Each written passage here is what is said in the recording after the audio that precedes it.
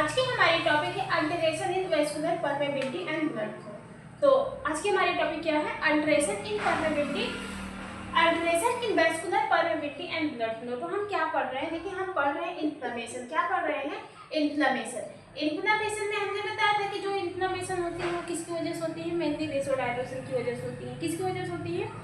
Vasodilation की वजह से होती है। मीन्स कि जब आपके बॉडी में क्या होता है, ब्लड जम जाता है, ठीक है, क्या नहीं सॉरी, जब अगर आपकी बॉडी में अचानक से क्या हो गई, इंजरी हो गई, ठीक है, आपकी बॉडी में इंजरी हो गई, किसी भी वजह से इंजरी हो गई, तो उसमें चोट लगेगी, तो वहाँ पे क्या होगा? इन्फ्लेमेशन कॉज होगा। जब इन्फ्लेमेशन कॉज होता है तो हमने बताया था कि वहाँ पे हमारी जो वेसल्स होती हैं, वहाँ पे जो वेसल्स होती हैं, वेसल्स क्या होती है? डायलेट करने लगती है। मीन्स की वेसल्स हमारी क्या होती है? फूलने लगती है, डायलेट करने लगती है, जिसकी वजह से क्या होता है कि यहाँ पे हमारे WBC ज़्यादा क्या होते हैं? इकट्ठा हो जाते हैं। WBC हमारे ज़्यादा क्या होते हैं? इकट्ठा हो जाते हैं। इसकी वजह से हमारे वेसोडाइलेशन इंक्रीज होने लगती है, ठीक है। तो इसके बाद हमने बोला था कि ये जो WBC होती है, ये क्या होते हैं? क्या होते हैं? माइग्रेट करते हैं। WBC क्या होते हैं? माइग्रेट करते हैं। मीन्स कि घूमते हैं, घूमते घूमते क्या करते हैं? ये परमेबल होते हैं। किसके अंदर? सेल्स के अंदर। ये कहाँ पे परमेबल होते हैं? सेल्स के अंदर परमेबल होते हैं। तो ये जो माइग्रेट करते करते, जो रोलिंग करते करते, ये जो देखो मैंने बोला था ब्लड के ऊपर क्या, जो ब्लड वेसल्स होते हैं वहाँ पे क्या होते हैं? छोटे छोटे पोर्स पाए जाते हैं, जहाँ से हमारे WBC निकलते हैं। लेकिन वहाँ से निकलने के लिए क्या होना है कि उसको माइग्रेट करना पड़ता है। मीन्स कि वहाँ पे जगह बनानी पड़ती है, ठीक है। तो ये क्या करते हैं? जगह बनाकर निकलते हैं, माइग्रेट करते हैं, जिसकी वजह से हमारी वेसोडाइलेशन क्या होती है? थोड़ी सी फैल जाती है। तब जाके वो क्या होते हैं? बाहर निकल जाते हैं। तो वही बोल रहा है alteration in the vascular permeability. तो जो हमारा WBC जो एक्स्ट्रा से जो अब ब्लड वेसल से हमारे इंट्रासेलुलर में या फिर हमारे सेल्स में आ रहे हैं, तो किसके थ्रू आ रहे हैं? परमेबल हो रहे हैं। किसके थ्रू हो रहे हैं? परमेबल के थ्रू आ रहे हैं। तो यही परमेबल के भाई पोर्स पाए जाते हैं, छोटे छोटे पोर्स पाए जाते हैं, उसमें क्या करते हैं? परमेब करके आते हैं। जैसे कि मैंने पानी का एग्जाम्पल दिया था कि पानी में क्या होता है, देखो वहाँ का वाटर ऐसे ऐसे मूव करता है, देखिए मूव करता है। अगर आप कोई चीज़ मार देंगे, कोई भी चीज़ फेंक दीजिए, वो अगर पानी के अंदर जाता है तो रोलिंग करते हुए जाता है। परमेबल तो है तो रोलिंग करते हुए जाता है। तो यहाँ पे जो WBC है वो हमारे ब्लड से जब निकलेगी तो वो क्या करेगी? परमेब करते ऐसे ऐसे रोलिंग करते करते निकलती है, जिसकी वजह से इसकी परमेबिलिटी अच्छी होती है। लेकिन हमारी जो वेस्कुलर परमेबिलिटी होती है वो अल्टर हो जाती है। अब देखो नॉर्मल कंडीशन में क्या था?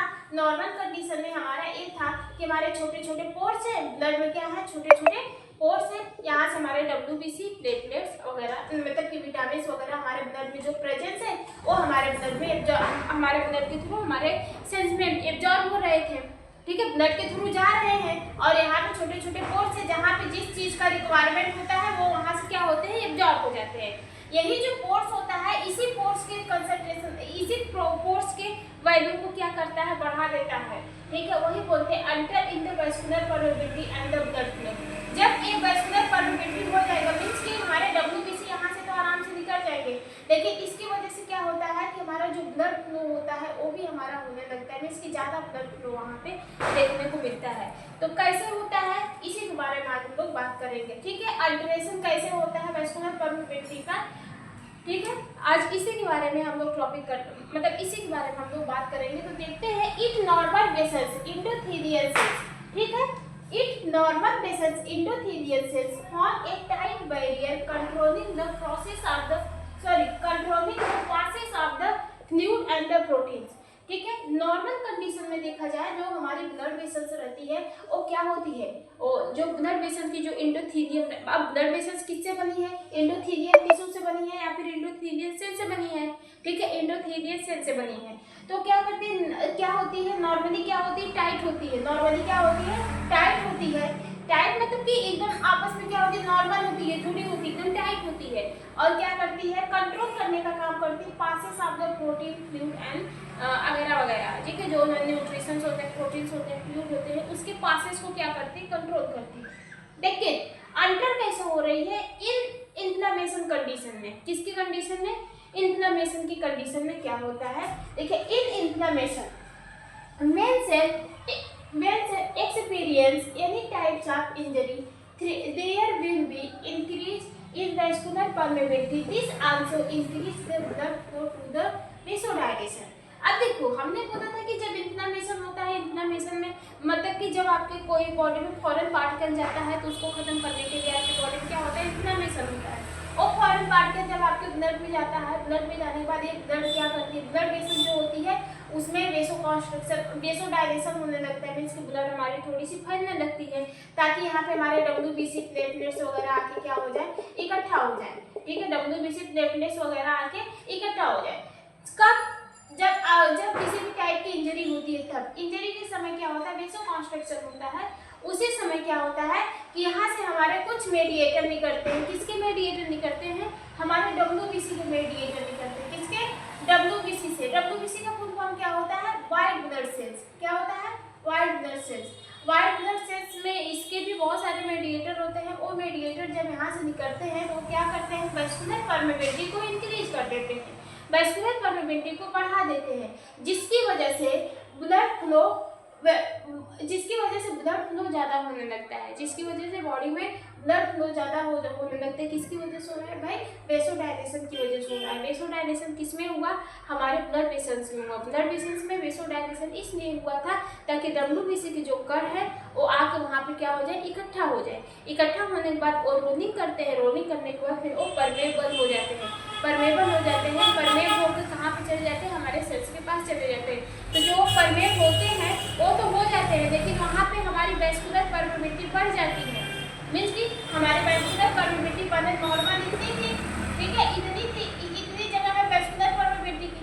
जब इतना बड़ा सब्सटेंस आता है, मान लीजिए इतना बड़ा WBC आ रहा है, अब ये इसमें से नहीं निकल रहा है तो ये क्या करेगा, इतना बड़ा जगह बना देगा, ये आराम से तो पास हो जाएगा।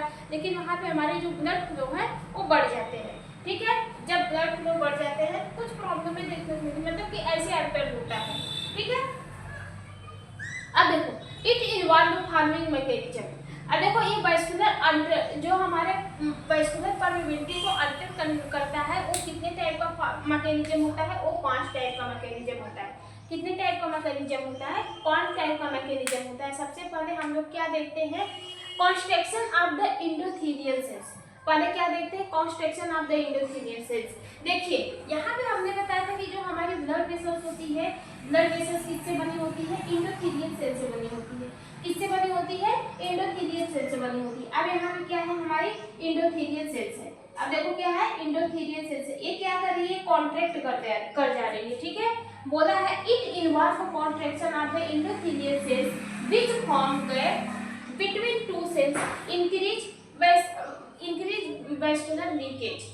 ठीक है, अब देखो जो हमारे एंडोथेलियल सेल्स है, ये समझ में आया कि नहीं आया, क्या बोल रहा है, it involve the construction of the endothelial sales. ये हमारी नॉर्मल कंडीशन में क्या है, एंडोथेलियल सेल्स है।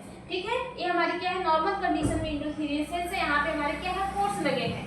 ठीक है, यहाँ पे हमारे क्या है, पोर्स लगे हैं। अब जब किसी भी कॉन्स्ट्रक्शन होने लगेगा, अब देखो जब ये एंडोथेलियल सेल्स में कॉन्स्ट्रक्शन होने लगेगा तो ये एंडोथेलियल सेल्स हमारी क्या होंगी, पास होने लगेंगी, एकदम सिकुड़ जाएंगे। तो जो इसके बीच का गैप है, ये जो बीच का गैप अभी इतना है तो आपको बीच के गैप का इतना देखने को मिलेगा। फिर यहाँ पे एंडोथेलियल सेल्स में कॉन्स्ट्रक्शन होने लगेगा, फिर यहाँ का गैप आपको बढ़ता हुआ दिखेगा। यहाँ पे भी एंडोथेलियल, यहाँ पे देखिए कॉन्स्ट्रक्शन हो रहा है तो यहाँ का भी गैप ऐसे ऐसे आपको क्या होगा, बढ़ता हुआ दिखाई देता है। ठीक है, तो किसकी वजह से हो रहा है, जब हमारे एंडोथेलियल सेल्स में कॉन्स्ट्रक्शन होता है, जब ब्लड वेसल्स के एंडोथेलियल सेल्स में कॉन्स्ट्रक्शन होता है तो उस समय क्या होता है, दो सेल के बीच, देखिए एक सेल हमारी यहाँ पर है, एक सेल हमारी यहाँ पर है, ये दो सेलों के बीच में क्या होता है, गैप हो जाने लगता है। ये यहाँ से ऐसे कॉन्स्ट्रक्ट करेगी, ये यहाँ से करेगी, ये यहाँ से आपस में करेगी, ये यहाँ से, जब आपस में कॉन्स्ट्रक्ट कर रही है मतलब पास पास आ रही है तो ये जो गैप है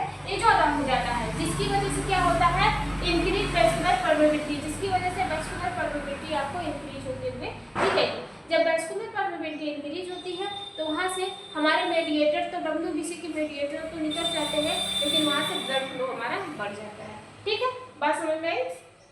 अब देखो किसकी वजह से हो रहा है, ये जो कॉन्स्ट्रक्शन हो रहा है, construction of the endothelial mediator पे जो कॉन्स्ट्रक्शन हो रहा है किसकी वजह से हो रहा है, caused by chemical mediator, caused by chemical mediator. किसकी वजह से हो रहा है, किसी मतलब केमिकल मेडिएटर की वजह से हो रहा है। किसकी इसके केमिकल मेडिएटर हैं, जैसे हिस्टामिन है, नाइट्रिक ऑक्साइड है, प्रोस्टाग्लैंडिन है। ठीक है, कौन कौन से हैं? Histamine, nitric oxide, prostaglandin lead to increase blood flow. ये जो होते हैं ये क्या करते हैं? ये ब्लड फ्लो को इंक्रीज होने में ब्लड फ्लो को इंक्रीज करवाने के लिए रिस्पॉन्सिबल होते हैं। मीन्स कि अगर इसी की वजह से क्या होता है? माइग्रेशन होता है। हमारे एरिया है WBC के पास है, ये क्या करेंगे? माइग्रेट करेंगे। जब माइग्रेट करेंगे खुद तो नहीं करेंगे, लेकिन उसकी वजह से हमारी ये जो वेसोकॉन्स्ट्रिक्शन हो जाती है, ये एपिथेलियल सेल्स में वेसोकॉन्स्ट्रिक्शन हो जाती है, जिसकी वजह से ब्लड फ्लो हमारा बढ़ जाता है। ठीक है, need to increase blood flow. ठीक है, जब ब्लड फ्लो ज़्यादा होने लगता है तो उसको किस नाम से जानते हैं? हाइपरेमिया के नाम से जानते हैं। टू अफेक्टेड एरिया, कहाँ पे? अफेक्टेड एरिया पे होता है। कहाँ पे होता है? अफेक्टेड एरिया पे। मीन्स कि जहाँ पे आपको इंजरी कॉज हुई है वहाँ पे ये प्रोसेस आपको देखने को मिलेगी। ठीक है, दूसरा देखते हैं कौन सा। देखिए दूसरा कौन सा फैक्टर होता है जो वैस्कुलर परमेबिलिटी को अटैक कर देता है, जिसकी वजह से ब्लड फ्लो बढ़ जाते हैं। तो कौन सा है? Restricted of the endothelial sales. कौन सा? Restricted of the endothelial sales. अब देखिए इसको ऐसे समझिए, जैसे कि आपने कोई गुब्बारा दिया है, ठीक है, उस गुब्बारे पे क्या करिए? पहले आप गोला सा ऐसा बना लीजिए। ठीक है, उस गुब्बारे पे क्या करिए? गोला सा बना दीजिए। फिर आप क्या करेंगे? या तो उस गुब्बारे में हवा भरिए या तो उस गुब्बारे को अपने ऐसे खींचिए, आसपास में खींचेंगे तो जो आप छोटा सा गोला बनाया है वो देखेंगे बैलून के ऊपर बड़ा सा दिखने लगेगा। ठीक है, मतलब कि अगर आप इतना छोटा गोला बनाए हैं तो बैलून के ऊपर इतना बड़ा दिखने लगेगा। जितना आप गुब्बारे को तानेंगे वो जो गोला होता है, जो आप आकार दिए वो क्या होता है? बड़ा दिखने लगता है। या फिर इसको ऐसे समझिए, जैसे गुब्बारे पे आप एक टिक मार दीजिए, फिर गोला बना दीजिए, फिर उसमें हवा भरिए। एक समय आप देखेंगे कि वो गोला भी थोड़ा सा बड़ा दिखने लगेगा। क्यों? क्योंकि जो आपका गुब्बारा है वो स्ट्रिक्ट हो रहा है, फैल रहा है।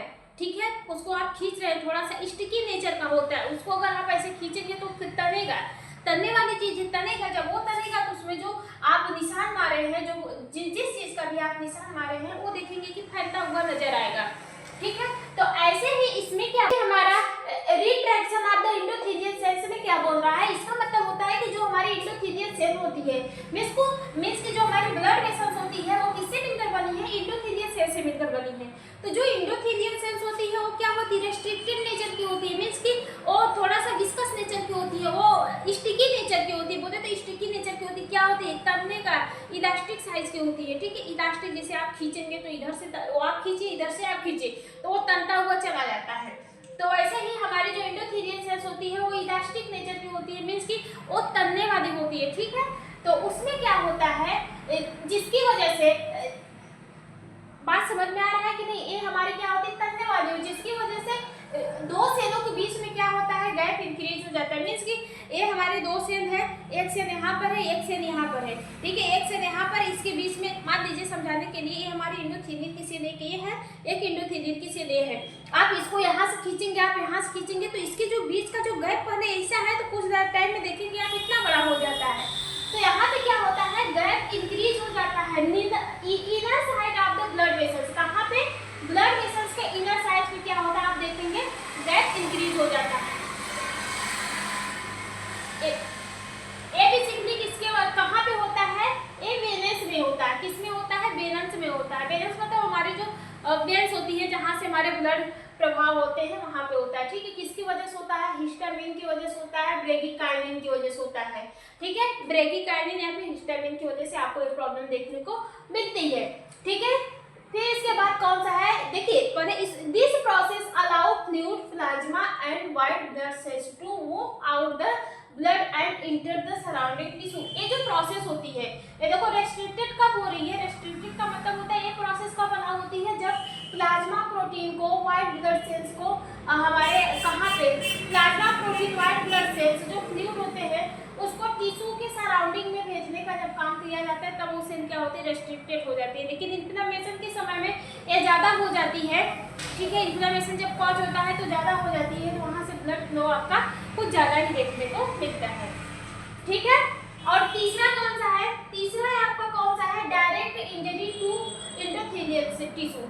Direct injury to endothelial tissue. इसको जैसे कि अगर किसी को अचानक से चोट लग गई सेंस पे, ठीक है, अचानक से चोट लग गई या फिर ट्रॉमा हो गया, मीन्स कि अचानक से एक्सीडेंट हो गया, ट्रॉमा इंजरी, मतलब अगर आपके सेंस पे डायरेक्टली इंजरी कॉज हो रही है तो वहाँ पे वेस्कुलर परमेबिलिटी आपकी अंडर हो सकती है, ठीक है। इसको देख लेते हैं। It involve direct injury to cell due to any injury या फिर ट्रॉमा।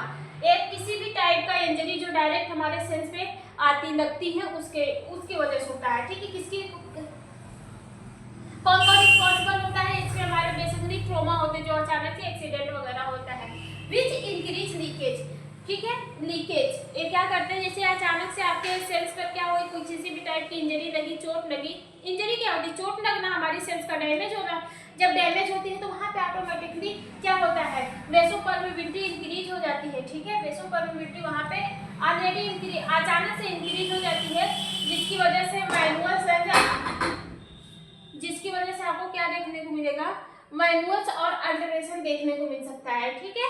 कैपिलरी मैनुअल्स, बात समझ में आ रही है कि नहीं आ रही? मतलब कि अगर आपके बॉडी में अचानक से इंजरी लगी। तीसरा कौन सा है? तीसरा है आपका direct injury to endothelium tissue, ठीक है, direct injury to endothelium cells, ठीक है। कौन सा है? Direct injury to endothelium cells. इसमें क्या होता है, it involves direct injury to cells due to any injury या फिर ट्रॉमा। इस ये क्या होता है, कब इन्वॉल्व होता है? जब आपकी बॉडी में कोई डायरेक्ट इंजरी होती है, ठीक है। जब आपकी बॉडी में कोई डायरेक्ट, मतलब कि जब डायरेक्ट एक्सीडेंट वगैरह हो जाए तब आपको प्रॉब्लम देखने को मिलती है। जैसे कि अगर आप चल रहे हैं तो अचानक से आपके रोड पे एक्सीडेंट हो गया किसी मतलब बाइक वगैरह से, भगवान न करे किसी के साथ हो, लेकिन जब आपको अचानक से जब आपको होता है एक्सीडेंट वगैरह होता है तो वहाँ पे भी आपकी सेल्स जो क्या होती है, डैमेज हो जाती है। तो वो भी एक ऑप्शन बन सकता है आपके वेस्कुलर परमेबिलिटी का, ठीक है। बात समझ में आई? तीसरा कौन सा है? मेडिएटर, ये देखिए ये डी है, मेडिएटर बाय ल्यूकोसाइट्स, ठीक है। किसकी वजह से हो रहा है? Mediated by leukocytes. Mediated by leukocyte की भी वजह से हो रहा है। At the site of the inflammation, leukocytes, ठीक है, at the site of inflammation, कहां पे? एट नहीं है, सॉरी, एट है। At the site of inflammation leukocyte, ठीक है, किसकी वजह से? एक्टिवेट, पहले इसको समझिए। At the site of inflammation leukocyte, ठीक है, activate and also increase vascular leakage by releasing some mediator या फिर एंजाइम। देखो जब आपके बॉडी में क्या होता है, इंजरी कॉज होती है, मीन्स कि अगर कहीं पे आपको चोट लगता है तो वहाँ पे क्या होता है, इंजरी कॉज होती है। अगर आपके बॉडी में कहीं आपको चोट लगता है तो वहाँ पे क्या होता है कि इंजरी कॉज हो जाती है, ठीक है, इंजरी कॉज हो जाती है। तो जब इंजरी होती है तो वहाँ पे देखेंगे कि आप इन्फ्लेमेशन कॉज होता है। ये इन्फ्लेमेशन जो होता है किसकी वजह से होता है? ये इन्फ्लेमेशन किसकी वजह से होता है? ये जब आपके बॉडी में ल्यूकोसाइट्स या फिर WBC जब रिलीज होते हैं। इन्फ्लेमेशन बेसिकली क्यों होता है भाई? जो भी फॉरेन पार्टिकल्स आपके बॉडी में चले जाते हैं उनको खत्म करने के लिए इन्फ्लेमेशन होता है। तो इन्फ्लेमेशन कौन करवाता है? WBC करवाता है। WBC यहाँ पे क्या होता है, रिलीज होता है। रिलीज होने के साथ साथ WBC का भी तो कुछ मेडिएटर होता है, तो WBC अपने मेडिएटर या फिर केमिकल्स को रिलीज करता है, जिसकी वजह से क्या होता है, हमारे जो वेस्कुलर परमेबिलिटी है वो अल्टर हो सकती है, ठीक है। बात समझ में आई कि नहीं? वो क्या करते हैं, देखो जब WBC अपने केमिकल मेडिएटर को रिलीज करेगा तो वो भी तो क्या होंगे, हमारे ब्लड सेल से निकलकर हमारे सेल्स में आएंगे। उसको भी तो निकलने के लिए हमारी क्या होगी, ये जो परमेबिलिटी होती है, वेस्कुलर परमेबिलिटी, वो इंक्रीज होगी। तो उसकी वजह से भी क्या होता है, अल्टर होने का संभावना होता है, ठीक है। क्योंकि मेडिएटर अगर WBC से निकलेगा तो भी रिलीज होगा। रिलीज होने के लिए वेस्कुलर पे जो पोर्स है वो चाहिए, ठीक है, वहीं से निकलेगा ना। तो जो वेस्कुलर का पोर्स होता है जो इंक्रीज होता है वो भी क्या होता है, बढ़ जाता है, जिसकी वजह से अल्टर वेस्कुलर परमेबिलिटी हो सकती है, ठीक है। और तीसरा क्या है, वेस्कुलराइजेशन। पांचवा कौन सा है आपका, न्यूवेस्कुलराइजेशन। इसमें क्या होता है, according to this newly form capillary under the vascular, ठीक है, एंडोथेलियल ग्रोथ फैक्टर्स, जैसे कि आपका क्या हो गया, VKG को हो गया ना, यही अंडरथेलियल, देखिए वेस्कुलर एंडोथेलियल ग्रोथ फैक्टर, इसका फुल फॉर्म यही है, ठीक है। वेस्कुलर एंडोथेलियल ग्रोथ फैक्टर जो होते हैं ये भी क्या करते हैं, डायरेक्टली हमारे वेस्कुलर परमेबिलिटी को अंडर करने के लिए रिस्पॉन्सिबल होते हैं, ठीक है। इतनी बात समझ में आई?